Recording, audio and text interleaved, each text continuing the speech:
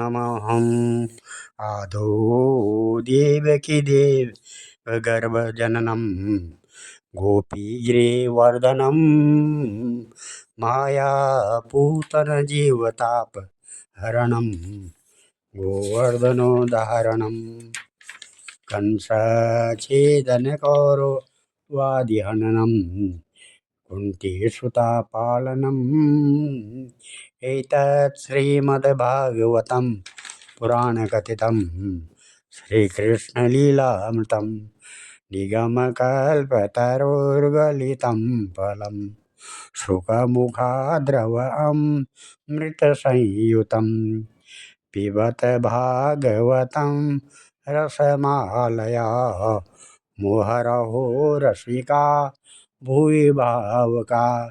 भगवान श्री कृष्ण चंद्र नारायण जी के चरण कमलों में नतमस्तक होकर के गुरु श्री वेद व्यास जी, गुरु श्री माधवाश्रम जी, गुरु श्री आदि गुरु शंकराचार्य जी, गुरु श्री नारद जी, गुरु श्री सुखदेव जी, गुरु श्री सुध जी के चरण कमलों में नतमस्तक होकर के मैं ये श्रीमद् भागवत महापुराण के 11वें स्कंद का 28वां अध्याय पढ़ने जा रहा हूँ, जिसमें आज का प्रसंग है परमार्थ निरूपण।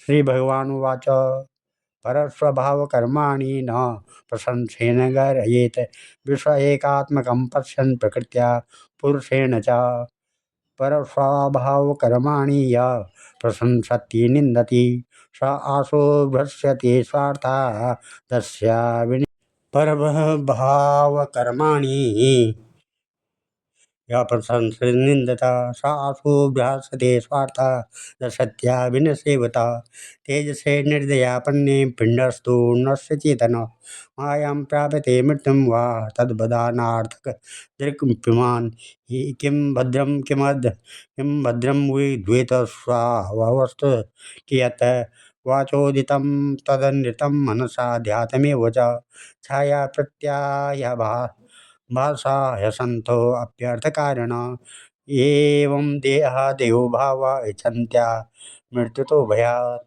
आत्मन्येव तददं विश्वं सृजति प्रभु त्राति विश्वात्मा हरतीश्वर तस्मान्यात्मनो अन्यासादन्यो भावो निरूपितेयं त्रिविधा निर्मूलं भातिरात्मनि इदं गुणमयं विद्धिं त्रिविधं मायया कृतम् एतद्विद्वान् मदुदितं ज्ञानं विज्ञानं नैपुणं न निन्दति न च स्तौति लोके चरत सूर्यवत् प्रत्यक्षेणानुमानेन निगमेनात्मसंविदा आद्यांतवद् संज्ञाता निसंगो विचरेद्यः। श्री भगवान श्री कृष्ण कहते हैं, उद्धव जी, यद्यपि व्यवहार में पुरुष और प्रकृति, दृष्टा और दृश्य के भेद दो प्रकार का जगत जान पड़ता है, तथापि परमार्थ दृष्टि से देखने पर यह सब एक अधिष्ठान स्वरूप ही है। इसलिए किसी के शांत, घोर और मूढ़ स्वभाव तथा उनके अनुसार कर्मों की न स्तुति करनी चाहिए और न निंदा, सर्वदा अद्वैत दृष्टि रखनी चाहिए। जो पुरुष दूसरों के स्वभाव और उनके कर्मों की प्रशंसा अथवा निंदा करते हैं, वे शीघ्र ही अपने यथार्थ परमार्थ साधन से च्युत हो जाते हैं, क्योंकि साधन तो द्वैत के अभिनिवेशक का उसके प्रति सत्यत्व बुद्धि का निषेध करता है और प्रशंसा तथा निंदा उसके सत्यता के भ्रम को और भी दृढ़ करती है। उद्धव जी, सभी इंद्रियां राजस अहंकार के कार्य हैं। जब वे निद्रित हो जाती है तब शरीर का अभिमानी जीव चेतना शून्य हो जाता है, अर्थात उसे बाहरी शरीर की स्मृति नहीं रहती है। उस समय यदि मन बच रहा तब तो वह सपने के झूठे दृश्यों में भटकने लगता है, और वह भी लीन हो गया तब तो उस जीव मृत्यु के समान गाढ़ निद्रा सुषुप्ति में लीन हो जाता है। वैसे ही जब जीव अपने अद्वितीय आत्मस्वरूप को भूलकर नाना वस्तुओं का दर्शन करने लगता है, तब वह स्वप्न के समान झूठे दृश्यों में फंस जाता है अथवा मृत्यु के समान अज्ञान में लीन हो जाता है। उद्धव जी, जब द्वैत नाम की कोई वस्तु ही नहीं है तब उसमें अमुक वस्तु भली है और अमुक बुरी अथवा इतनी भली और इतनी बुरी है, यह प्रश्न ही नहीं उठ सकता है।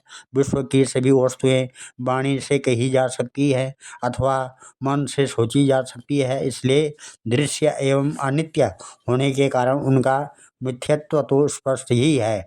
परछाई, प्रतिध्वनि और सीपी आदि में चांदी आदि के आभास यद्यपि हैं तो सर्वथा मिथ्या, परंतु उनके द्वारा मनुष्य के हृदय में भय, कंप आदि का संचार हो जाता है। वैसे ही देह आदि सभी वस्तुएं हैं तो सर्वथा मिथ्या ही, परंतु जब तक ज्ञान के द्वारा इनकी असत्यता का बोध नहीं हो जाता है, इनकी आत्यांतिक निवृत्ति नहीं हो जाती है, तब तक ये भी अज्ञानियों को भयभीत करती रहती है। उद्धव जी, जो कुछ प्रत्यक्ष या परोक्ष वस्तु है वह आत्मा ही है, वही सर्वशक्तिमान भी है। जो कुछ विश्व सृष्टि प्रतीत हो रही है इसका वह निमित्त कारण तो है ही, उपादान कारण भी है, अर्थात वही विश्व बनता है और वही बनाता भी है, वही रक्षक है, वही रक्षित भी वही है। सर्वात्मा भगवान ही इसका संहार करते हैं और जिनका संहार होता है वह भी वे ही हैं। अवश्य ही व्यवहार दृश्य से देखने पर आत्मा इस विश्व से भिन्न, परंतु आत्मदृश्य से उसके अतिरिक्त और कोई वस्तु ही नहीं है। इसके अतिरिक्त जो कुछ प्रतीत हो रहा है उसका किसी भी प्रकार निर्वचन नहीं किया जा सकता है और अनिवर्चनीय तो केवल आत्मस्वरूप ही है। इसलिए आत्मा में सृष्टि, स्थिति, संहार अथवा अध्यात्म, आदिदेव, आदिभूत ये तीन तीन प्रकार की प्रतीतियां सर्वथा निर्मूल ही हैं, न होने पर भी यूं ही प्रतीत हो रही है।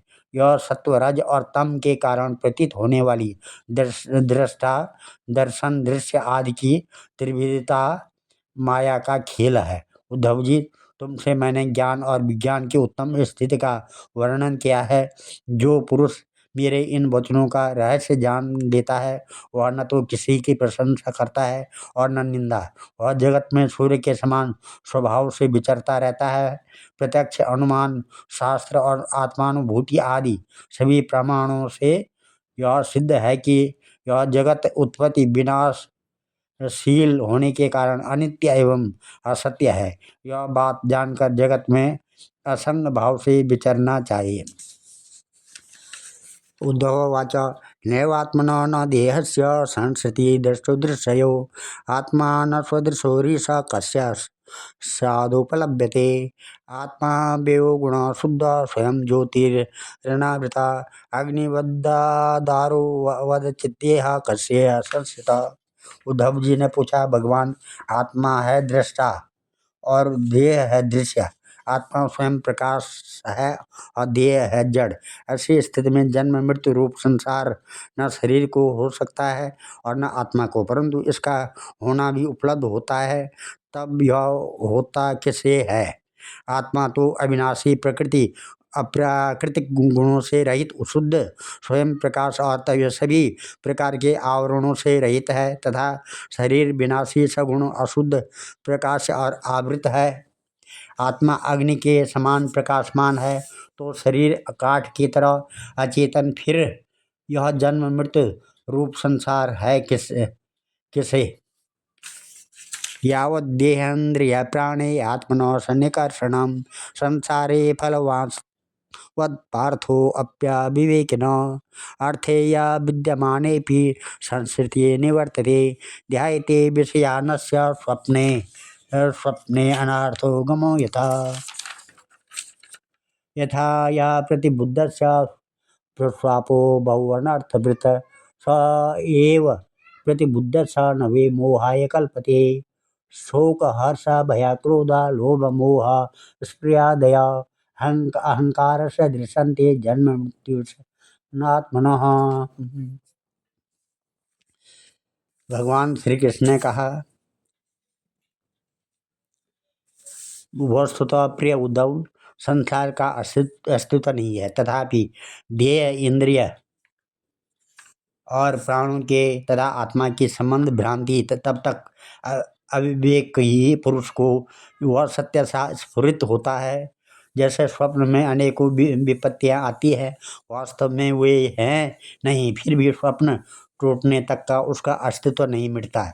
वैसे ही संसार के न होने पर भी जो उसमें प्रतीत होने वाले विषयों का चिंतन करते रहते हैं, उनके जन्म मृत्यु रूप संसार की निवृत्ति नहीं होती है। जब मनुष्य स्वप्न देखता रहता है, तब नींद टूटने के पहले उसे बड़ी बड़ी विपत्तियों का सामना करना पड़ता है, परंतु जब उसकी नींद टूट जाती है, वह जाग जाता है, तब न तो स्वप्न की विपत्तियां रहती है और न उनके कारण होने वाले मोह आदि का विकार। उद्धव जी, अहंकार ही शोक, हर्ष, भय, क्रोध, लोभ, मोह, स्प्रिया और जन्म मृत्यु का शिकार बनता है। आत्मा से तो इनका कोई संबंध ही नहीं है। देहेन्द्रिय प्राण मनोभिमानो जीवांतरात्मा गुण कर्म मूर्ति सूत्रम महानित्यरुदेव गीता संसार आधावति काल तंत्र अमूल में तत्बहुरूप रूपितम मनोवच प्राण शरीर कर्म ज्ञान सिनोपासनया स्थितेन छित्त्वा मुनिर्गा विचरन्ति तृष्णा ज्ञानम विवेको निगमस्तपश्च प्रत्यक्ष मैत्राह्यमथानुमानम यादन्तयोरस्य यदेव केवलं कालस्य हेतुस्तदेव मध्ये यथा हिरण्यं स्वकृतं पुरस्तात् पश्चात् सर्वस्य हिरण्यमयस्य तदेव मध्ये व्यवहार्यमाणं नानापदेशैरहमस्य तद्वत् विज्ञानमेतात्र्यवस्तभङ्गं गुणत्रयं कारणकार्यकर्त्री समन्वयेन व्यतिरेकतस्य येनैव तुर्येण तदेव सत्यं न यत्पुरस्तादतयस्तपश्चात् मध्ये च तत्र व्यपदेशमात्रं भूतं प्रसिद्धं च परेण यद्वयत् तदेव तत्स्यादिति मे मनीषा आविद्यमानोऽप्य भासते यो वैकारिको राजससर्ग एषा ब्रह्मा स्वयं ज्योतिरतो विभाति ब्रह्मेन्द्रियार्थात् विकार चित्रम एवं स्फुटं ब्रह्म विवेक हेतु परापवादेन विशारदेन छित्त्वात्मसन्देयमुपारमेत स्वादन्ततुष्टो अखिल कामदित्य केभ्य नात्मा वपुपार्थिव इंद्रियाणि देवा यशोर्वायुजलं हुताशा मनोन्नमात्रं घृषणा च सत्वम् अहं कृतं खं क्षितरर्थसाप्यम् समाहिते का करणे गुणात्मभिर्गुणो भवेन्मत् सुविविक्तदाम्नं विक्षिप्यमाणैरुत किं नो दूषणं घनेरुपेतेर्विगतैरवे किं यथा नभो वा नलां भूगुणे गतागतिर्वार्तुगुणेन रज्संयति तदाक्षरं सत्वरजस्तमो मले रहम मते संसत हेतुविपरम। इस प्रकार से उद्धव जी, देह और इंद्रियां, प्राण और मन से स्थित आत्मा ही जब उनका अभिमान कर बैठता है, उन्हें अपना स्वरूप मान लेता है, तब उनका उसका नाम जीव हो जाता है। उस सूक्ष्म अति सूक्ष्म आत्मा की मूर्ति है। गुण और कर्मों का बना हुआ लिंग शरीर, उसे ही कहीं सूत्रात्मा कहा जाता है और वही कहीं महतत्व। उसके और भी बहुत से नाम हैं। वही काल रूप परमेश्वर के अधीन होकर जन्म मृत्यु रूप संसार में इधर उधर भटकता रहता है। वास्तव में मन, वाणी, प्राण और शरीर अहंकार के ही कार्य है। यह है तो निर्मूल, परंतु देवता, मनुष्य आदि अनेक रूपों में इसी की प्रतीत होती है। मननशील पुरुष उपासना के शान पर चढ़ाकर ज्ञान की तलवार को अत्यंत तीखी बना लेता है और उसके द्वारा देह अभिमान का, अहंकार का मूलोच्छेद करके पृथ्वी में निर्द्वंद होकर विचरता है। फिर उसमें किसी प्रकार की आशा तृष्णा नहीं रहती है। आत्मा और अनात्मा के स्वरूप को अलग अलग भली भांति समझ लेना ही ज्ञान है, क्योंकि विवेक होते ही द्वैत का अस्तित्व मिट जाता है। उसका साधन है तपस्या के द्वारा हृदय को शुद्ध करके वेद आदि शास्त्रों का श्रवण करना। इसके अतिरिक्त श्रवणानुकूल युक्तियाँ, महापुरुषों के उपदेश और इन दोनों से अविरुद्ध स्वानुभूति भी प्रमाण है। सबका सार यही निकलता है कि इस संसार के आदि में जो था तथा अंत में जो रहेगा, जो इसका मूल कारण और प्रकाशक है, वही अद्वितीय उपाधि शून्य परमात्मा बीच में भी है। उसके अतिरिक्त और कोई वस्तु नहीं है। उद्धव जी, सोने से कंगन कुंडल आदि बहुत से आभूषण बनते हैं, परंतु जब वे गहने नहीं बने थे तब भी सोना था, जब नहीं रहेंगे तब भी सोना रहेगा। इसलिए जब बीच में उसके कंगन कुंडल आदि अनेकों नाम रखकर व्यवहार करते हैं तब भी वह सोना ही है। ठीक ऐसे ही जगत का आदि अंत और मध्य मैं ही हूँ। वास्तव में मैं ही सत्य तत्व हूँ। भाई उद्धव, मन की तीन अवस्थाएं होती हैं, जागृत, स्वप्न और सुषुप्ति। इन अवस्थाओं के कारण तीन ही गुण हैं, सत्व, रज और तम, और जगत के तीन भेद हैं, आध्यात्म, इंद्रियां, आदिभूत, पृथ्वी आदि और आदि देव कर्ता। ये सभी त्रिविधताएं जिसकी सत्ता के सत्य के समान प्रतीत होती है, समाधि आदि में यह त्रिविधता न रहने पर भी जिसकी सत्ता बनी रहती है, वह तृतीयत्व इन तीनों से परे और इनमें अनुगत चौथा ब्रह्म तत्व ही सत्य है, जो उत्पत्ति से पहले नहीं था और प्रलय के पश्चात भी नहीं रहेगा। ऐसा समझना चाहिए कि बीच में ही भी वह है नहीं, केवल कल्पना मात्र, नाम मात्र ही है। वह निश्चित सत्य है कि जो पदार्थ जिससे बनता है और जिसके द्वारा प्रकाशित होता है, वही उसका वास्तविक स्वरूप है, वही उसकी परमार्थ सत्ता। यह मेरा दृढ़ निश्चय है। यह जो विकारमयी राजस सृष्टि है, यह न होने पर भी दिख रही है, यह स्वयं प्रकाश ब्रह्म ही है। इसलिए इंद्रिय, विषय, मन और पंचभूत आदि जितने चित्र विचित्र नाम रूप हैं, उनके रूप में ब्रह्मा ही प्रतीत हो रहा है।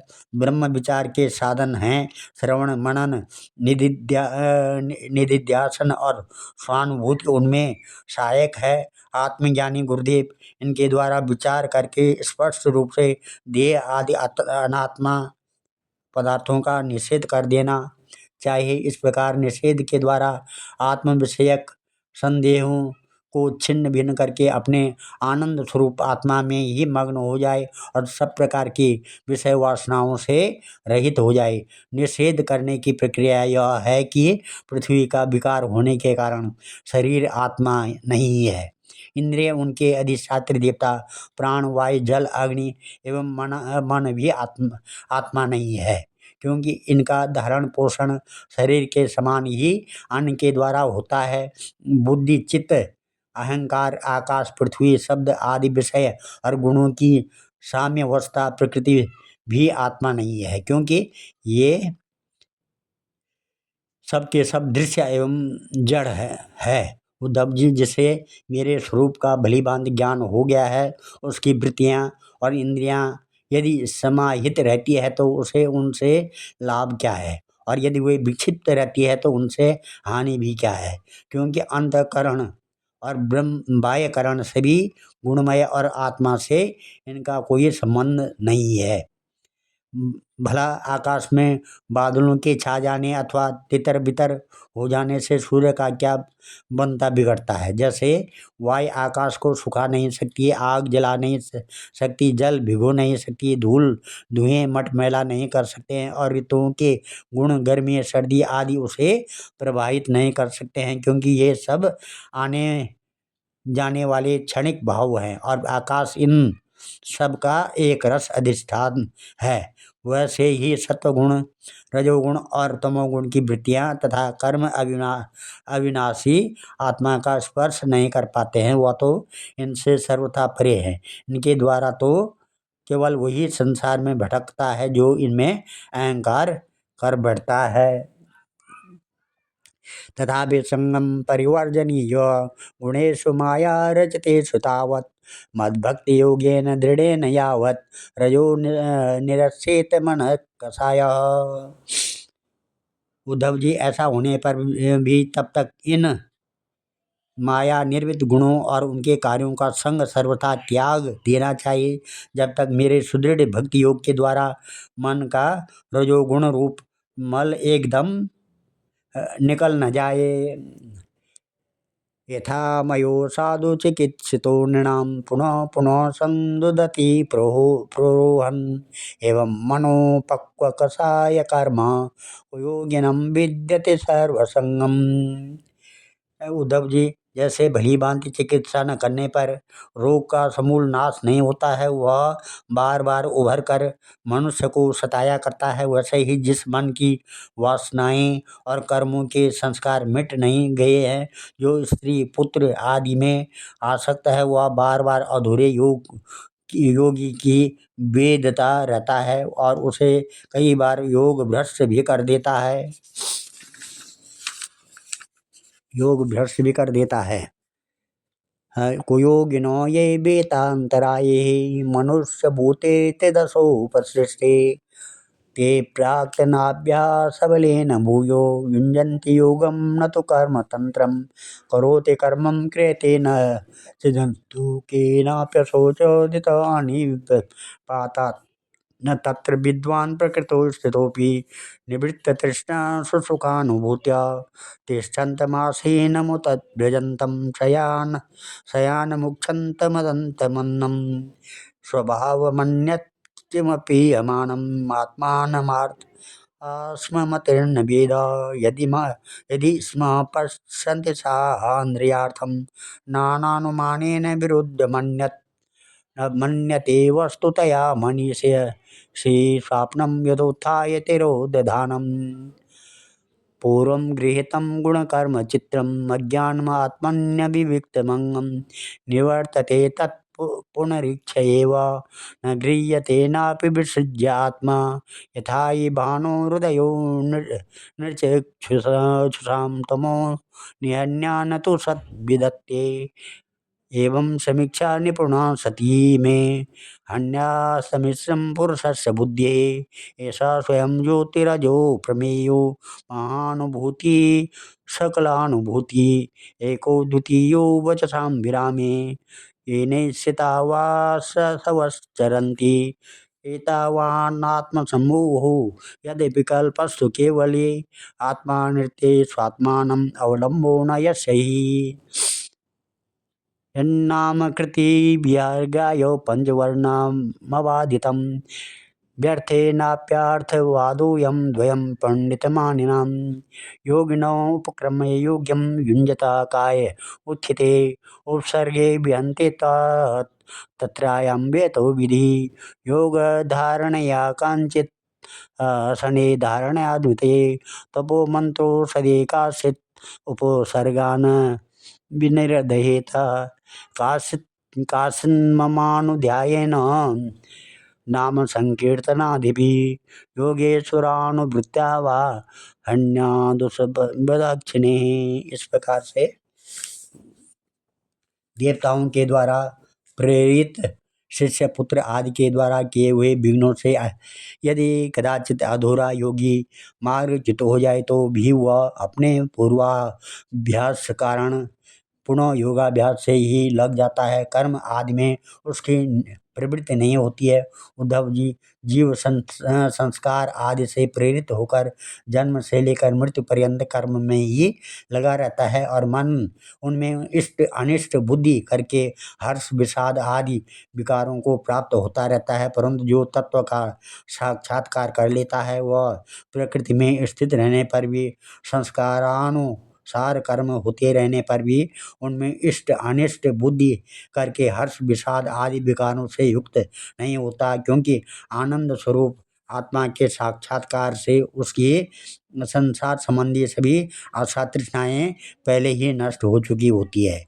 जो अपने स्वरूप में स्थित हो गया है उसे इस बात का भी पता नहीं रहता है कि शरीर खड़ा है या बैठा चला रहा है या सो रहा है, मल मूत्र त्याग रहा है, भोजन कर रहा है अथवा और कोई स्वाभाविक कर्म कर रहा है, क्योंकि उसकी वृत्ति तो आत्मस्वरूप में ही स्थित ब्रह्माकार रहती है। यदि ज्ञानी पुरुष की दृष्टि इंद्रियों के विविध बाह्य विषय जो कि असत है आते भी हैं तो वह उन्हें अपने आत्मा से भी भिन्न नहीं मानता, क्योंकि वे युक्तियां प्रमाण और स्वानुभूति से सिद्ध नहीं होते हैं। जैसे नींद टूट जाने पर स्वप्न देखे हुए और जागने पर तिरोहित हुए पदार्थों को कोई सत्य नहीं मानता, वैसे ही ज्ञानी पुरुष भी अपने से भिन्न प्रतीयमान पदार्थों को सत्य नहीं मानते हैं। उद्धव जी, इसका यह अर्थ नहीं है कि अज्ञानी ने आत्मा का त्याग कर दिया है और ज्ञानी उसको ग्रहण करता है। इसका तात्पर्य केवल इतना ही है कि अनेकों प्रकार के गुण और कर्मों से युक्त देह, इंद्रिय आदि पदार्थ पहले अज्ञान के कारण आत्मा से अभिन्न मान लिए गए थे, उनका विवेक नहीं था। अब आत्मदृष्ट होने पर अज्ञान और उनके कार्यों की निवृत्ति हो जाती है, इसलिए अज्ञान की निवृत्ति ही अभिष्ट है। निवृत्तियों के द्वारा न तो आत्मा का ग्रहण हो सकता है और न त्याग। जैसे सूर्य उदय होकर मनुष्यों के नेत्रों के सामने अंधकार का पर्दा हटा देता है, किसी नई वस्तु का निर्माण नहीं करते, वैसे ही मेरे स्वरूप का दृढ़ दृढ़ उपरोक्त ज्ञान पुरुष के बुद्धिगत अज्ञान का आवरण नष्ट कर देता है। वह इंद्र रूप से किसी वस्तु का अनुभव नहीं करता है। उद्धव जी, आत्मा नित्य अपरोक्ष है, उसकी प्राप्ति नहीं करनी पड़ती है। वह स्वयं प्रकाश है, उसमें अज्ञान आदि किसी प्रकार के विकार नहीं है। वह जन्म रहित अर्थात कभी किसी प्रकार की विवृत्ति में आरूढ़ नहीं होता है, इसलिए अप्रमेय है। ज्ञान आदि के द्वारा उसका संस्कार भी नहीं किया जा सकता है। आत्मा में देश काल और वस्तुकृत परिच्छेद छेद न होने के कारण अस्तित्व वृद्धि, परिवर्तन, ह्रास और विनाश उसका स्पर्श भी नहीं कर सकते हैं। सबकी और सब प्रकार की अनुभूतियाँ आत्मस्वरूप ही हैं। जब मन और वाणी आत्मा को अपना अविषय समझकर निवृत्त हो जाते हैं, तब वही सजातीय, विजातीय और स्वगत भेद से शून्य एक अद्वितीय रह जाता है। व्यवहार दृष्टि से उसके स्वरूप का वाणी और प्राण आदि के प्रवर्तक के रूप में निरूपण किया जाता है। उद्धव जी, अद्वितीय आत्म तत्व में अर्थहीन नामों के द्वारा विविधता मान लेना ही मन का भ्रम है, अज्ञान है। सचमुच यह बहुत बड़ा मोह है, क्योंकि अपने आत्मा के अतिरिक्त उस ब्रह्म का भी और कोई अधिष्ठान नहीं है।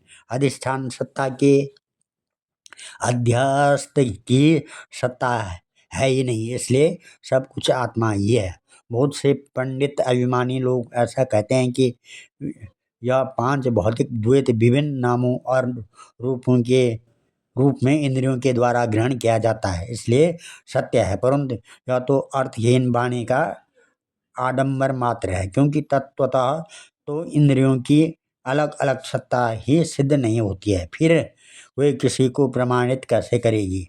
उद्धव जी, यदि योग साधना पूर्ण होने के पहले ही किसी साधक का शरीर रोग आदि उपद्रवों से पीड़ित हो तो उसे इन उपायों का आश्रय लेना चाहिए। गर्मी, ठंडक आदि को चंद्रमा, सूर्य आदि की धारणा के द्वारा, वात आदि रोगों को वायु धारणा युक्त आसनों के द्वारा और ग्रह सर्पाधिकृत विघ्नों को तपस्या, मंत्र एवं औषधि के द्वारा नष्ट कर डालना चाहिए। काम, क्रोध आदि विघ्नों को मेरे चिंतन और नाम संकीर्तन आदि के द्वारा नष्ट करना चाहिए, तथा पतन की ओर ले जाने वाले दम्भ, मद आदि विघ्नों को धीरे धीरे महापुरुषों की सेवा के द्वारा दूर कर देना चाहिए। केचिद्देयमिमं धीरा सुकल्पं वैसे स्थिरं विधाया विविधोपाये रता युञ्जते सिद्धये न हि तत्कुशलादृतं तदायासो य पार्थक अनन्तवत्याक्षरी यस्य फलस्येवा वनस्पते योगं निसेवतो नित्यं कायश्चेत कल्पतां यात् तत्सध्यानं मतिमान् योगविसर्ज्य मत्पर योगचर्मा इमं योगी विचरन् मद पाश्रया नान्तराये व्यन्यत निष्क्रिया सुखानुभू। कोई मनुष्य योगी विविध उपायों के द्वारा इस शरीर को सुदृढ़ और युवावस्था में स्थित करके फिर अणिमा आदि सिद्धियों के लिए योग साधना करते हैं, परंतु बुद्धिमान पुरुष ऐसे विचार का समर्थन नहीं करते, क्योंकि यह तो एक व्यर्थ प्रयास है। वृक्ष में लगे हुए फल के समान इस शरीर का नाश तो अवश्यंभावी है। यदि कदाचित बहुत दिनों तक निरंतर और आदर पूर्वक योग साधना करते रहने पर शरीर सुदृढ़ भी हो जाए, तब भी बुद्धिमान पुरुष को अपने साधना छोड़कर उतने में ही संतोष नहीं कर लेना चाहिए। उसे तो सर्वदा मेरी प्राप्ति के लिए संलग्न रहना चाहिए। जो साधक मेरा आश्रय लेकर मेरे द्वारा कही हुई योग साधना में संलग्न रहता है, उसे कोई भी विघ्न बाधा डिगा नहीं सकती। उसकी सारी कामनाएं नष्ट हो जाती है और वह आत्मानंद की अनुभूति में मग्न हो जाता है। आज हम इस अध्याय को यहीं पर समाप्त करके और कथा को यहाँ पर विराम दे करके कल 29वां अध्याय होगा।